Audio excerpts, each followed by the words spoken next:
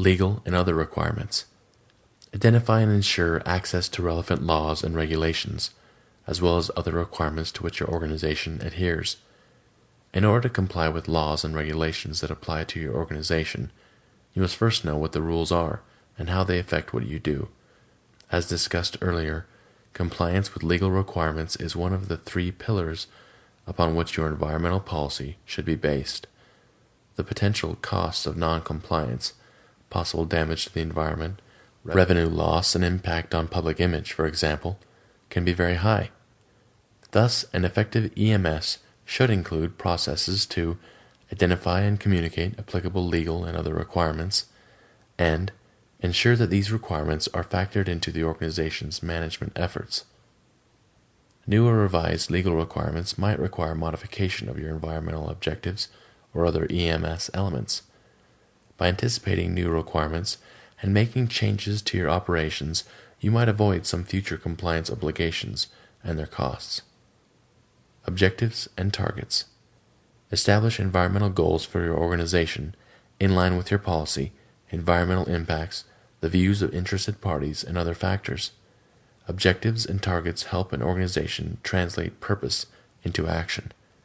These environmental goals should be factored into your strategic plans. This can facilitate the integration of environmental management with your organization's other management processes. Environmental Management Program. Plan actions necessary to achieve your objectives and targets. An important part of this planning effort is defining what your organization intends to achieve in the environmental area. To achieve your objectives and targets, you need an action plan, also known as an environmental management program. Your environmental management program should be linked directly to your objectives and targets.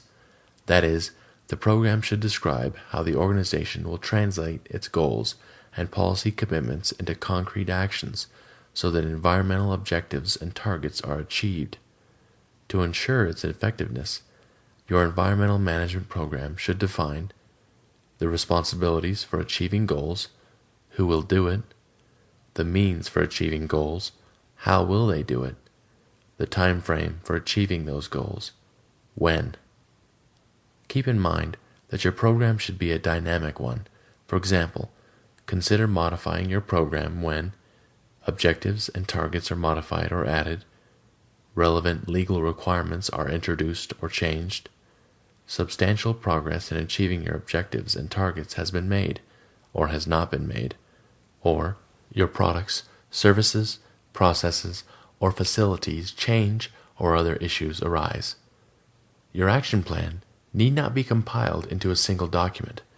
A roadmap to several action plans is an acceptable alternative as long as the key responsibilities, tactical steps, resource needs, and schedules are defined adequately in these other documents.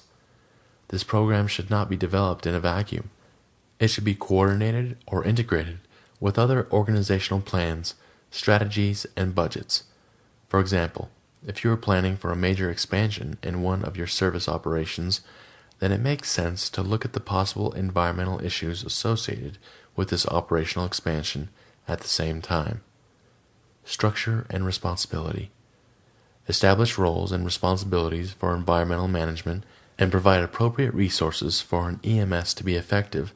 Roles and responsibilities must be clearly defined and communicated. The commitment of all employees is needed for an EMS to live up to its full potential.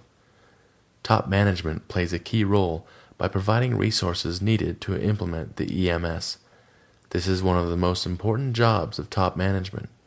In some organizations, top management might be a single individual, while in others it might be a group of people, such as the board of directors.